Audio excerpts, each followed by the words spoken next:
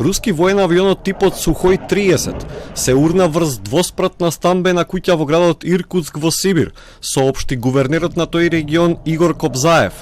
Ова е втор таков инцидент во само 6 дена. Мијатата недела падна и Сухој 34 врз деветкатница во резиденцијалниот дел на пристанишниот град Јејск на Азовското море, при што загинаа 15 лица. Министерот за вонредни ситуации објави дека инцидентот во Иркутск се случил за време на тренажен лет.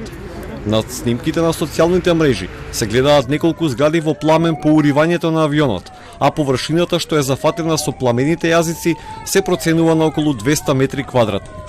Во меѓувреме, украинските власти соопштија дека енергетската инфраструктура во земјата е цел на нови воздушни напади на руските сили, што предизвикало прекин на електричната енергија во неколку населени места.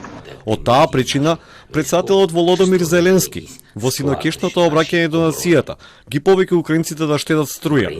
Тому зараз, будь ласка, ще уважніше, ніж раніше, ставтеся, будь ласка, до необхідності свідомо споживати електрику. У багатьох містах, у багатьох районах відновлювальні роботи ще тривають. Намагаємось якнайшвидше повернути людям світло. Официјален Киев ја обвини Русија дека се обидува да ги исклучи телекомуникациите во Херсон, со цел активистите и противниците на руската окупација да не можат да испраќаат информации на украинската војска.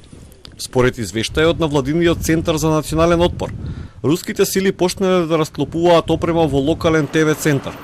За сега нема одговор од Кремљ на таквите обвинувања од Украина. Украинските власти објавија дека го апсиле шефот на големата украинска корпорација Мотор Сич, Вјачеслав Богуслаев, јавува Киев Индепендент.